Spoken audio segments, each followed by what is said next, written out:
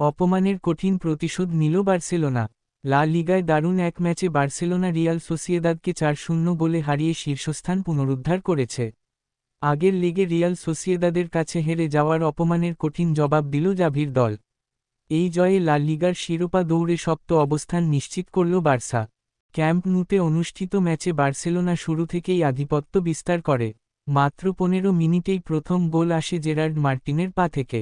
এরপর দ্বিতীয় গোল করেন মার্ক কাসাদো, যা ছিল তার পেশাদার ক্যারিয়ারের প্রথম গোল। দ্বিতীয়ার্ধে রোনাল্ড আরাউহো ও রবার্ট লেভানডফস্কি গোল করে স্কোরলাইন ৪-০ করেন। রিয়াল সোসিয়েদাদ পুরো ম্যাচে বার্সার রক্ষণভাগ ভাঙতে পারেনি, বরং তারা প্রথমার্ধেই ১০ জনের দলে পরিণত হয়। তাদের ডিফেন্ডার আরিতোজ অ্যালুস্তোন্দো লাল কার্ড দেখে মাঠ ছাড়েন, যা ম্যাচের গতিপথ পুরোপুরি বার্সার পক্ষে নিয়ে আসে। বার্সার কোচ হান্সি ফ্লিক বলেন, আমাদের দল শুরু থেকেই জয়ের জন্য ক্ষুধার্ত ছিল। আমরা প্রতিপক্ষকে কোনো সুযোগ দিইনি এবং আক্রমণাত্মক ফুটবল খেলেছি। গোলদাতা লেভানডফস্কি বলেন, এই জয়ের মাধ্যমে আমরা প্রমাণ করেছি আমরা শিরোপার দাবিদার। দলের পারফরমেন্সে আমি গর্বিত। এই জয়ের ফলে বার্সেলোনা ৫৭ পয়েন্ট নিয়ে লিগের শীর্ষে উঠে এসেছে।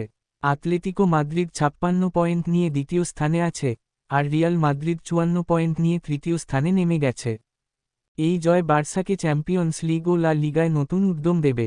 পরবর্তী ম্যাচগুলোতে দলকে আরও ধারাবাহিকতা দেখাতে হবে, যাতে তারা শিরোপার দৌড়ে এগিয়ে থাকতে পারে। বার্সেলোনার এই জয়ের মাধ্যমে তারা আগের পরাজয়ের প্রতিশোধ নিল এবং লিগের শীর্ষে নিজেদের অবস্থান সুসংহত করল।